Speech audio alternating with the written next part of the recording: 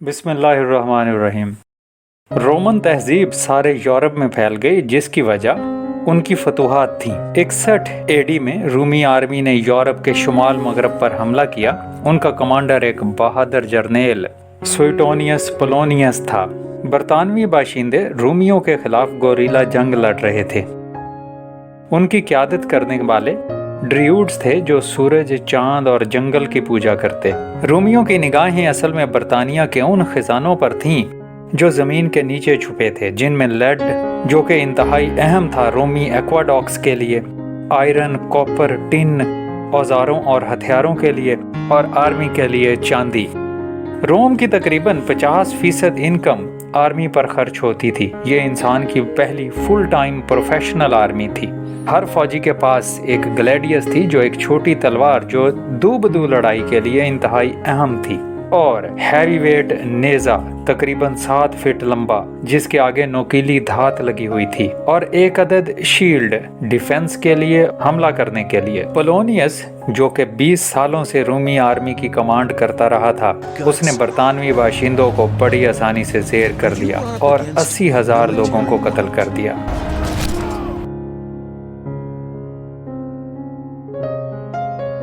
फतह के बाद रोमियों ने सड़कें बनानी शुरू की, जिन्होंने टाउन्स को एक दूसरे के साथ जोड़ा। पेरिस, लंदन और बार्सिलोना एक ही जैसे डिजाइन पर बनाए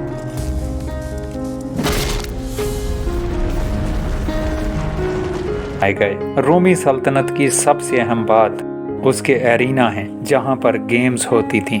सारी सल्तनत में 400 एरिना थे, और सबसे बड़े एरिना में 50,000 लोग आ सकते थे।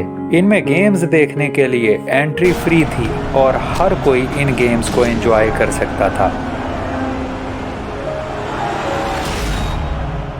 गेम्स में ज़्यादातर ग्लैडिएटर्स गुलाम होते, जिन्हें ज़बरदस्ती लड़ने पर मजबूर किया जाता, लेकिन कुछ आज़ाद आदमी भी होते जो फेम और नुमाइश हासिल करना चाहते। ग्लैडिएटर उस वक्त के रॉक स्टार थे। उनका पसीना तक इकट्ठा किया जाता और उसे बेचा जाता। Roman Empire Europe, North Africa और मिडल ईस्ट तक फैली हुई थी। दुनिया का हर 5वां आदमी रूमी सल्तनत का बाशिंदा था। लेकिन इसी वक्त दुनिया के दूसरी तरफ एक और इतनी ही बड़ी और ताकतवर सल्तनत मौजूद थी।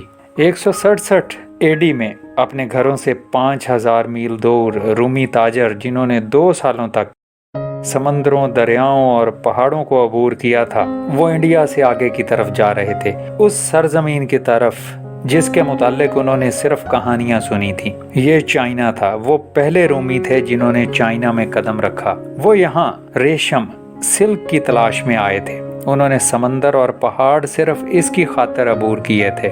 रोमी तकरीबन $2.2 बिलियन के बराबर सरमाया खर्च करते थे सिल्क और दूसरी अशिया के लिए, जो वो अदा करते इंडियन और दूसरे मिडल मैन्स को।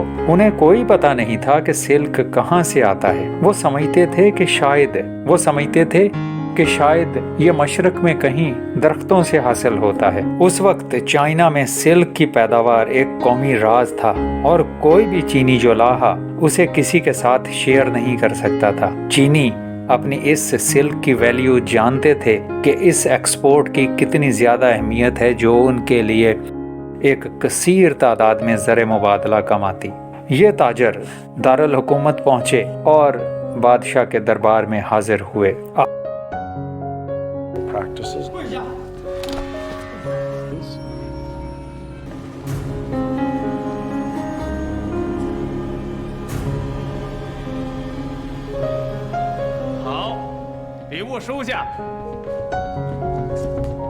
आज सिल्क की पैदावार बिल्कुल भी एक राज नहीं है। हमें पता है कि सिल्क वर्म ये सिल्क बनाता है। उसका लार्वा एक सिंगल थ्रेड बनाता है लंबा, जिसे वो अपने गिर्द लपेट लेता है, और उसे हम कोकून कहते हैं। 2000 सिल्क वर्म मिलकर 1 पाउंड सिल्क बनाते हैं। अगले 300 सालों के लिए चाइना दुनिया का सबसे बड़ा सिल्क एक्सपोर्टर था।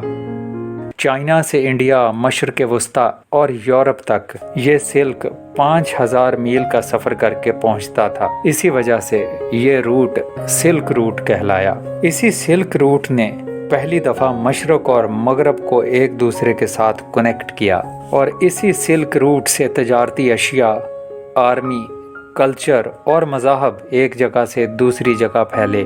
मुख्तलिफ आइडियाज़ भी एक जगह से दूसरी जगह फैले, ऐसे आइडियाज़ जिन्होंने इंसानियत का मुस्तकबिल बदल दिया। नेक्स्ट हम बात करेंगे दमिश्क के उस आदमी की कहानी के मुतल्लिक जिसे आज सेंट पॉल के नाम से दुनिया में याद किया जाता है।